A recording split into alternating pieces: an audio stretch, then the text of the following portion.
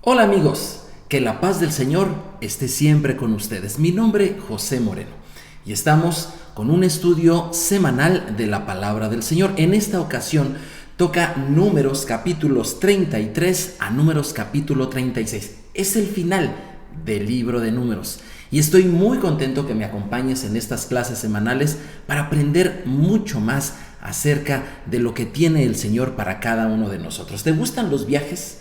Los viajes son maravillosos, son muy ilustrativos, a veces son divertidos, en ocasiones se ponen en algunos momentos aburridos, pero siempre nos enseñan y nos dejan grandes experiencias. Viajar es algo que a muchísima gente le gusta. ¿En qué viajas tú? ¿En coche? ¿En autobús? ¿En avión? Tal vez en barco. Por cierto, una persona me estaba diciendo, oye, ¿tú sabes, por cierto, cómo se dice barco en japonés? Barco en japonés, no, pues no, mi japonés es muy escaso. Y me dijo, Yoshi me mareo. Obviamente me estaba bromeando este amigo. No importa cómo viajes, siempre hacerlo de muy buen humor es algo maravilloso. Y en esta ocasión estamos viendo en este estudio semanal que concluye el viaje, ese viaje largo que hizo el pueblo de Israel que duró 40 años, desde que salieron de Egipto hasta que llegaron a la tierra prometida. En esta ocasión vamos a ver lo que dice el libro de Números, capítulo 33, versículo 1, y veremos obviamente 5 cosas que pueden ayudar a tu familia a mantener esa alegría durante el viaje, pero no de un lugar a otro, sino durante el viaje de su vida. Dice así Números 33, versículos 1 y 2. Estas son las jornadas de los hijos de Israel que salieron de la tierra de Egipto por sus ejércitos bajo el mando de Moisés y Aarón. Moisés escribió sus salidas conforme a sus jornadas por mandato del Señor. Estas pues son las jornadas en arreglo a sus salidas. Si tú continúas leyendo el capítulo 33, vas a ver que son 42 paradas, sí, 42 estaciones. Aquí le llama 42 jornadas que ellos hicieron a lo largo de 40 años. Era un viaje que solamente les pudo haber llevado 11 días. Sin embargo, acuérdate que era muchísima gente. Traían pues todo el bagaje de casa. Además traían animales. Pero no fue eso lo que los dilató, sino lo que los dilató fue que la primera vez cuando estaban en Cades Barnea, ellos no quisieron entrar porque dudaron de la promesa del Señor. Y es que cuando tú haces un viaje lo debes de hacer con fe y sobre todo cuando el Señor te dice que hagas el viaje. Pues bien, tú y yo estamos en un viaje de la vida. Y el Señor ya había ordenado que hicieran esa salida y le ordena ahí a Moisés que registre todas las salidas, es decir, todas las estaciones que les llevó en ese viaje. Es como cuando tú, por ejemplo, haces una historia en Facebook y tomas fotos, ¿verdad?, de las cosas interesantes que quieres conservar, que quieres recordar. De hecho, dice allí en Primera de Corintios, el apóstol Pablo le enseñaba a los corintios en base al libro de Números. Y les está diciendo para qué son esas salidas. Primera de Corintios capítulo 10 versículos 1 al 11. El apóstol Pablo le dice a los corintios, les habla de que salieron de Egipto, efectivamente, que la nube les acompañaba, que el maná lo tenían por alimento, que ellos fueron y pasaron una serie de circunstancias, pero todo ello fue para que quedara ejemplo. Y esto es algo muy importante. Cuando tú haces un viaje, no te gusta tener un buen ejemplo, no te gusta tener alguna reseña, no te gusta tener alguna recomendación, no te gusta tener un recordatorio de alguien que haya hecho el viaje. Bueno, pues efectivamente, este es el recordatorio. El capítulo 33 de Números es el recordatorio del viaje que ellos hicieron y dice, esto nos dejaron ejemplo a nosotros. ¿Por qué? Pues porque así como el pueblo de Israel hace más de 3000 años hizo un viaje donde quedaron registrados los lugares donde ellos estuvieron acampando, de la misma manera nosotros con nuestra familia, hacemos un viaje y se van registrando los momentos que nosotros vamos viviendo con ella. De hecho, tengo aquí un mapa. A mí me gusta mucho a las ciudades que voy llegar y buscar algún mapa. Acabamos de ir aquí a San Miguel de Allende, muy bonito, con mi hermano, acabamos de ir con él.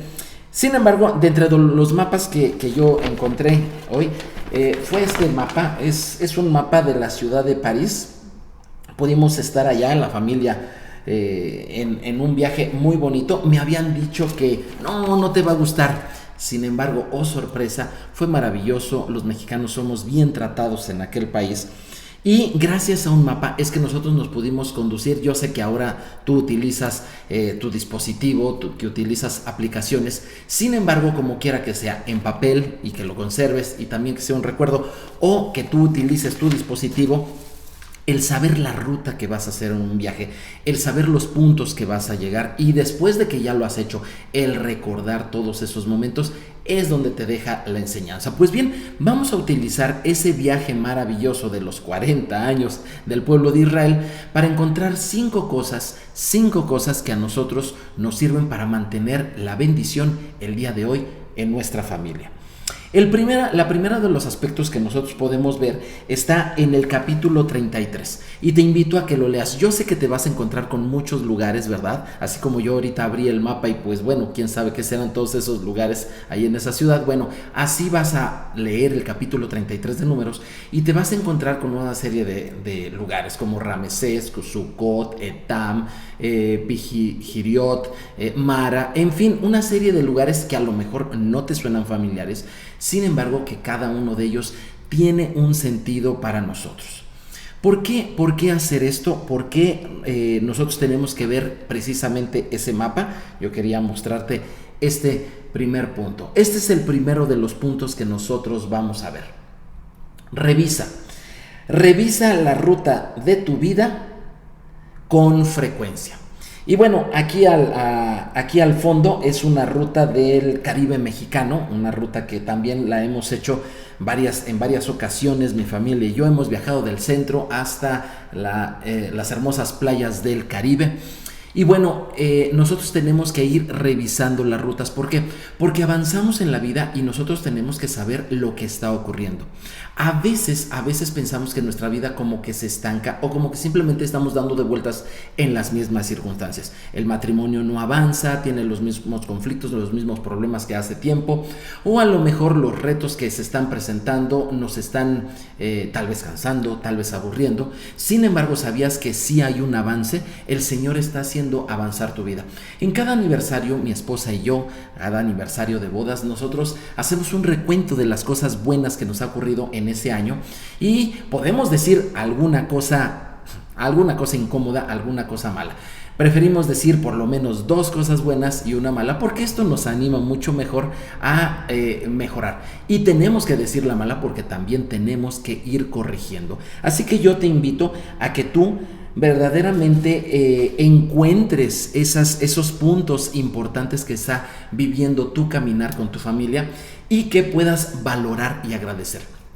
En este año en especial, mi esposa puso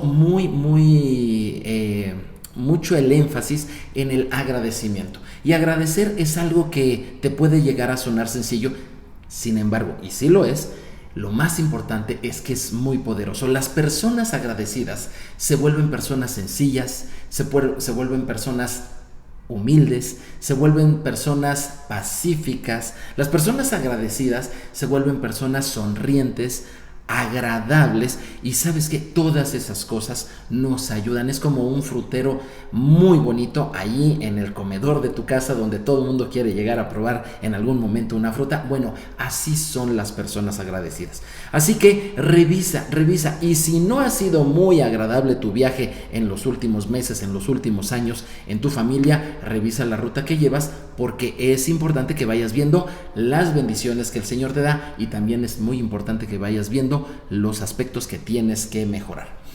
El segundo punto de nuestro caminar en la vida y cómo podemos mantener la bendición en nosotros está en el capítulo 33, pero de los versículos 50 al 56.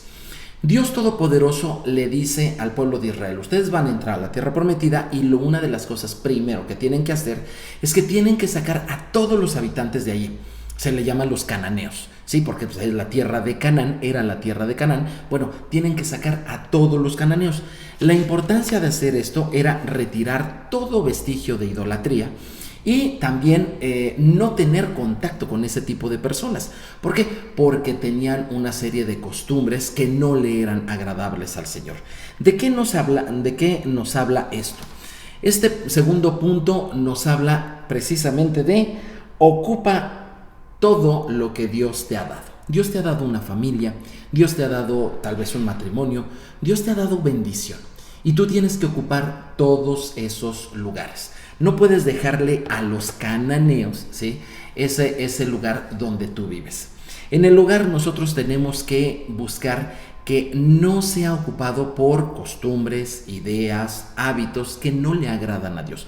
Los cananeos hacían una serie de cosas que no le eran agradables y nosotros en nuestra casa tenemos que revisar continuamente que no haya, por decirlo así, cananeos.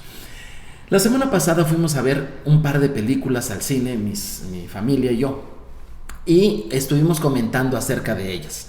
Y yo les pregunté, oigan, ¿se fijaron en estas escenas de la película? Y obviamente sí se fijaron. Eran escenas, por ejemplo, en una de ellas se le incita a los niños, se le incita a los más pequeños, a los jóvenes, a los adolescentes, a no ser buenas personas, a no ser agradecidos, a causarle daño a los demás, y lo hacen sí de una manera muy graciosa, muy chistosa, pero de todas maneras eso solamente es ponerle a la maldad una miel que no engaña. Bueno, al menos me dio mucho gusto que no engaña al menos a mi familia. Tú debes de detectar esos cananeos, esas ideas que no le agradan al Señor, esos hábitos que deben de estar fuera de la familia. Ahora, yo puse esta imagen, ocupa lo que Dios te dio. Porque en todo lo que es nuestra casa, nosotros tenemos que entender que el propósito de Dios es hacer una familia, y el propósito de Dios es que esa familia, que es tu familia, que es mi familia, busquemos la bendición de Dios, busquemos hacer lo que a Él le agrada, obedecer sus mandamientos, creer en su Hijo Yeshua, ¿verdad? Y obviamente caminar en la voluntad que Él tiene para nosotros. Ese es el propósito por el cual nosotros tenemos una familia aquí en la tierra.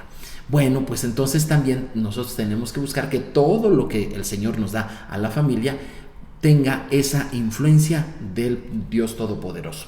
Me llama la atención que algunas personas, cuando los hijos son pequeños, le infunden fe a sus hijos, le infunden enseñanza, les leen la Biblia, oran con ellos. Si tienen pesadillas los niños, oran por los niños y, ¿a poco no? ¿Verdad que el Señor respalda nuestras oraciones cuando las hacemos a favor de nuestros hijos? Que ellos tengan el amor y el temor al Señor, ¿verdad que sí? Pero cuando son grandes, los hijos empiezan a tomar sus decisiones, empiezan a tener sus propios pensamientos y lamentablemente salen a la calle y se encuentran algunos cananeos, tú sabes a lo que me refiero, ¿verdad? Todas esas influencias, y quieren traerlas a la casa. Tú te das cuenta cuando el hijo ya no quiere orar, tal vez ya no le atrae tanto el estudio de la palabra, ya no le atrae tanto la armonía en la familia, se vuelve un poquito hostil, se vuelve un poquito egoísta. Bueno, hay algunas cosas que dicen los científicos, es normal de las edades de la adolescencia, pero tú también detectas cuando esto está pasando de la raya y está trayendo una afectación al entorno familiar. Hay padres que en la adolescencia de sus hijos no se permiten ni siquiera entrar a sus cuartos y le dicen, bueno, fuera de tu cuarto tienes que cumplir mis reglas, pero adentro de tu cuarto son tus reglas. Cuando nosotros hacemos eso, le enseñamos a nuestros hijos a que tengan cananeos en el territorio que el Señor nos ha dado y que pueden hacerlo. Esto es lo que el Señor no quería. Imagínate al pueblo de Israel sacando a todos los cananeos de ese lugar. A lo mejor sacaron a mucha gente nociva, pero ¿qué pasa cuando te encuentras con gente allí, cananeos, que pueden ser agradables o te pueden ser útiles o pueden ser inteligentes o pueden ser valiosos? El Señor dijo, saquen a todos, arrasen con todo. Nosotros debemos de ser determinados si queremos la bendición en nuestro hogar, y saca a todos los cananeos. Platica con tu familia, ¿dónde están esos cananeos? ¿Quiénes son? ¿Qué son? Y sáquenlos, porque esto mantendrá la bendición en sus hogares. El tercer punto, debemos de establecer claramente los límites en el hogar. Capítulo 34, cuando tú lees el capítulo 34 de Números, es nada más y nada menos que la escritura de propiedad del territorio de Israel. Sí, ahí se menciona como si fuera la escritura notarial de un terreno.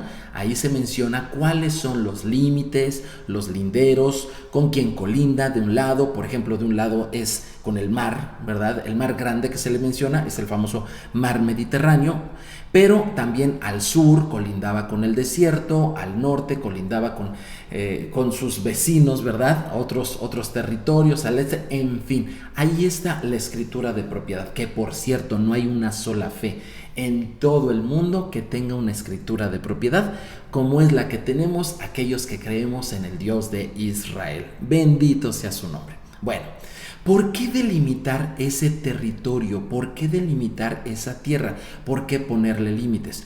Porque el Señor nos enseña que si queremos la bendición, nosotros tenemos que tener límites.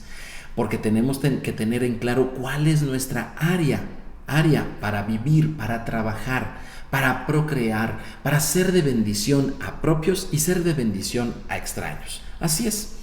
El pueblo de Israel tenía limitado su territorio y de hecho lo tiene limitado por parte del Señor, de la misma manera que tú y yo tenemos limitadas las cosas en las que podemos vivir.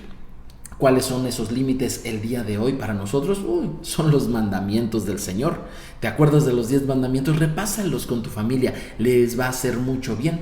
Porque en ellos les menciona apenas los 10 primeros límites que tenemos en nuestra vida. ¿Sabías tú que establecer los límites nos salva la vida?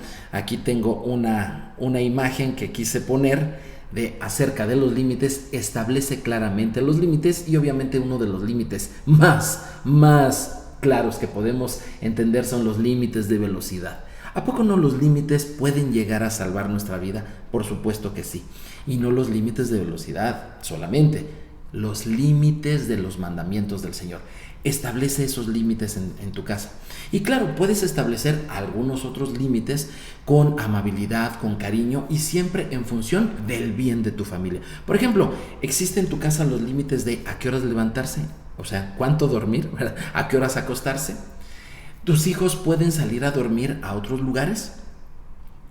Los límites en cuanto a la música, el volumen de esta, la frecuencia, ¿qué hay con esas cosas? ¿Tienen un límite a las calificaciones aprobatorias tus hijos? ¿Tienen un límite? Platica con ellos y establece con claridad los límites. Hazlo siempre en función del beneficio de tu familia y recuerda, los límites de Dios son los límites que nosotros debemos de vivir. Cuarta cosa que nosotros también debemos de hacer. Resulta que en el capítulo 35 del libro de Números se nos narra que se establecen ciudades para los levitas. Los levitas no tenían territorio, los levitas tenían que dársele una ciudad. Y entonces cada una de las tribus les dieron ciudades. Les dieron, obviamente son 12 tribus, establecieron 12 ciudades mínimo para los levitas. Esto llama mucho la atención porque los levitas no trabajaban la tierra, tampoco se dedicaban a otras cosas, sino lo que hacían era estudiar la palabra del Señor y enseñarla a las demás personas. Es decir, si en un territorio donde estaba, por decir algún ejemplo, la tribu de Neftalí le daba una ciudad a los levitas y entonces esos levitas se encargaban de enseñarle la palabra de Dios a toda esa tribu y a cambio, ¿qué hacían los levitas? Los levitas se ocupaban de toda la manutención de esa ciudad donde vivían los levitas. Los levitas no habían tenido herencia en cuanto a territorio porque su herencia era precisamente servir de esta manera al Señor. Entonces esto era algo muy hermoso, muy bonito, porque unos se encargaban de enseñar la palabra y era su función enseñarla, y otros se encargaban del sustento y la manutención de esos levitas. Entonces, ¿no te parece una muy buena asociación? El punto que nosotros tenemos que hacer es establezcamos la justicia. ¿Por qué te lo menciono? Porque precisamente ahí de esas ciudades, de esas 12 ciudades que recibían los levitas, 6 eran de refugio. ¿A qué se refiere esto? ¿Era para pasar ya tus años de jubilación? No. Era para cuando una persona mataba a otra. Si lo hacía accidentalmente, esa persona corría a la ciudad de refugio, la cual no le quedaba, la cual podía llegar a pie ese mismo día, ¿sí? No pasaba un día, estaban cerca, por eso es que estaban repartidas, y llegaba a esa ciudad de refugio, y en esa ciudad de refugio exponía su caso y no se le podía ejecutar. Por todos los lados tenía algo bueno esto, porque una persona que por accidente, sin quererlo, tal vez, ¿verdad? En una riña fue algo accidental y se calentaron los ánimos, no tenía la intención de matar a alguien, sucedía algo así. Entonces la persona podía correr y podía ser escuchada en juicio y recibir obviamente misericordia si es que no había sido su intención dañar a otra persona. Pero por otro lado, si no corría a la ciudad de refugio, el vengador de la sangre, así se le llama al pariente más cercano, que tenía derecho de vengarse de aquel asesino. Ese, obviamente, al enterarse de que su pariente había muerto y en manos de quien había muerto, tenía el derecho de vengarse en tanto que el asesino no estuviera en una ciudad de refugio. Entonces, esto, fíjate, ¿sabías tú que en Israel no había cárceles? ¿Por qué?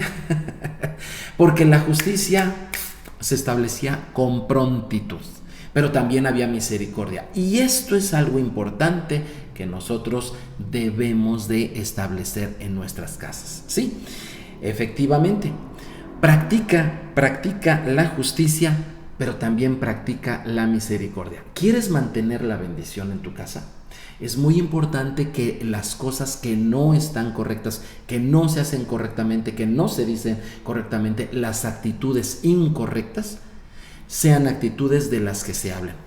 Acabamos de estar con un doctor y que estaba tratando un caso, y me llamó mucho la atención porque dice, fíjate que hay culturas en las cuales las cosas importantes de una familia nunca se hablan. Sí, ahí cuando uno molesta al otro y el otro no hace nada, y las autoridades de la casa simple y sencillamente hablan de cualquier cosa, pero menos de los problemas serios de una familia.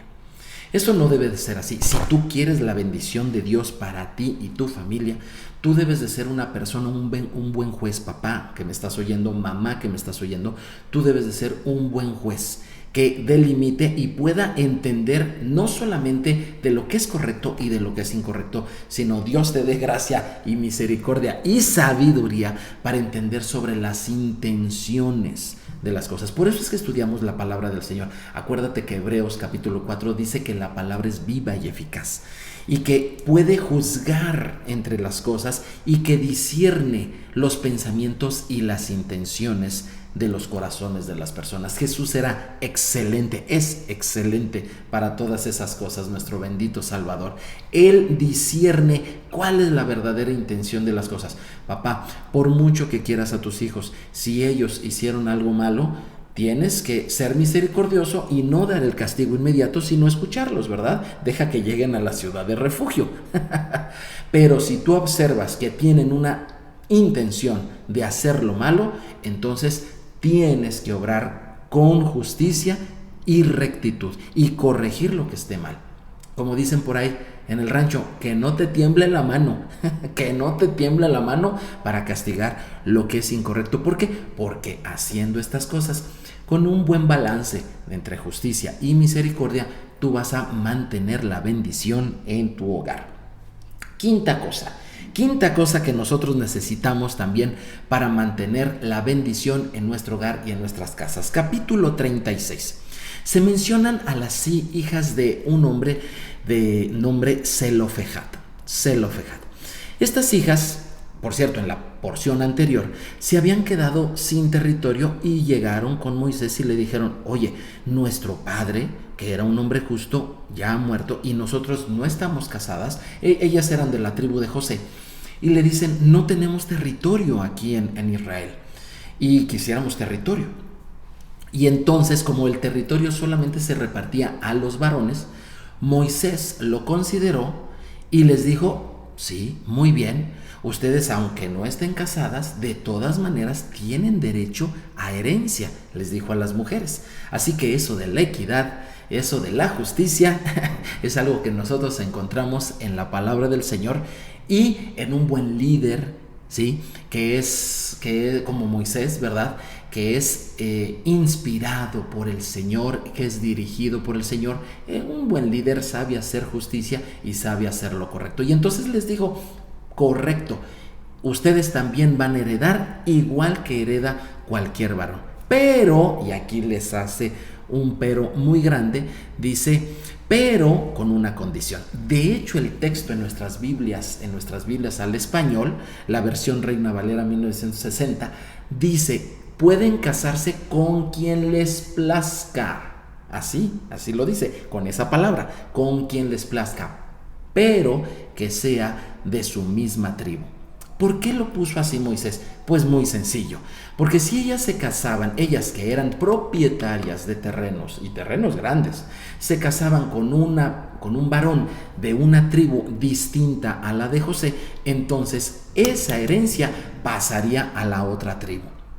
Y entonces Moisés dice, ¿ustedes querían territorio? Bueno, pues cuiden su herencia. ¿Y cómo le van a hacer para cuidar su herencia? No se casen con nadie de otra tribu. Cásense solamente con la gente de su tribu. A lo mejor tú pensarás, ay, oye, había muchísimos varones con los cuales ellas podían escoger. Y aquí me llama mucho la atención. Ellas podían escoger. ¿Sabías tú que en cuestión del matrimonio, sabías tú que en cuestión de la pareja, Dios respeta tu elección y tu decisión? Seas varón o seas mujer. Dios te da derecho de elegir. Dios te da derecho de elegir. A veces nos han llegado a decir cosas muy interesantes, como por ejemplo que es Dios el que quiere que te cases con cierta persona y que le autoriza a alguien a decírtelo, ¿verdad? Ten cuidado. Dios respeta tu gusto, Dios respeta tu decisión, pero te pone un detalle muy interesante. Si tú eres joven y no estás casado, si falta mucho para que te cases o si ya estás pronto para casarte, quiero decirte esto. El Señor respeta tu decisión. Tienes que elegir y por tu bien elige lo mejor, obviamente. Lo único que te dice el Señor es una cosa así más o menos como cásate con alguien de tu misma tribu. ¿Cómo es esto? El apóstol Pablo en 1 Corintios capítulo 7, precisamente conociendo la intención que tiene la Torá en este sentido, le enseña a gente como los corintios que eran gentiles, que no conocían de la palabra de Dios, y les quiere enseñar esto. Oigan, Dios les ha bendecido, ustedes tienen un propósito de hacer familia, Dios quiere que no haya cananeos en su familia, ¿verdad? Dios les está dando una ruta hermosa de viaje, de bendición, pero es muy importante esto. Cásense con quien ustedes deseen. Así dice 1 Corintios, o sea, lo mismo que dice Moisés. Cásense con quien ustedes deseen. Dios respeta su decisión. Pero eso sí, que sea, dice Pablo, en el Señor. ¿Qué quiere decir esto? Que sean personas que compartan tu misma fe, que compartan tu fe en Yeshua HaMashiach, en Jesús de Nazaret, como lo conocemos aquí en Occidente. ¿Por qué? Porque si un joven o una joven deciden elegir a alguien que no sea creyente, mucha de la herencia que Dios tiene de bendición para ese joven o para esa jovencita se va a perder. ¿Qué pasa cuando en una misma casa vive un creyente y un no creyente? Pensemos que son el matrimonio, ¿verdad? Puede ser él o ella, como sea. Él sí cree en el Señor, quiere las cosas del Señor, quiere que la familia aprenda a orar, quiere que la familia aprenda a confiar en el Señor, quiere que en su casa haya alabanzas al Señor, quiere que cada semana estén estudiando la palabra de Dios, pero resulta que el cónyuge no quiere nada de eso, no le interesa, no ve la importancia, no tiene fe en eso. ¿Sabes qué pasa? Mucha de la herencia de bendición simplemente se pierde, porque la Biblia nos dice en Proverbios, andarán dos juntos si no se pusieren de acuerdo. Obviamente es muy difícil. Obviamente es muy difícil, y entonces el apóstol Pablo le enseña a los corintios: no hagan eso. Y obviamente estas dos enseñanzas, tanto la de Moisés como la de Pablo, llegan hasta nuestros días para que nosotros también mantengamos la bendición en nuestros hogares. El consejo es muy sencillo. No hay aquello de que existe tu media naranja, ya existe alguien exactamente y tu trabajo es encontrar a esa persona. No. Dios respeta tu decisión. Dios te permite elegir, pero te da este consejo: no pierdas tu herencia, no pierdas ese territorio de bendición que Dios te ha dado. Así que, por eso, únete con alguien que comparta tus ideas, que comparta tu fe, que comparta tu amor por el Señor, que comparta tu amor por las Escrituras. Estamos terminando el libro de Números, y lejos de ser un libro árido y lleno de números, es un libro que nos habla de qué cosas ocurren en el desierto. ¿Qué cosas ocurren mientras vivimos antes de que entremos a la tierra prometida? Que cuando eso sucederá, cuando llegue por segunda vez nuestro bendito Salvador. Así que todos estamos en un desierto y tenemos que aprender a hacer este viaje que a veces nos parece largo y que siempre hay bendición de parte del Señor. Te voy a invitar a que me acompañes la siguiente clase, que vamos a comenzar con el favor del Señor el libro de Deuteronomio, uno de los libros más hermosos y reveladores de toda la Escritura. Desde mi punto de vista, todos son valiosísimos, por supuesto, porque es la palabra del Señor, pero te invito a que me acompañes en estas clases. También te invito a que le des clic, te suscribas y compartas este video. Cada vez que se terminaba un libro allá en Israel, se decían las palabras Hazak Benit Hazek, que significa esfuérzate, esforcémonos. Y con esto me quiero despedir en esta ocasión. Te espero en la siguiente. Shalom, shalom. A viajar con el Señor.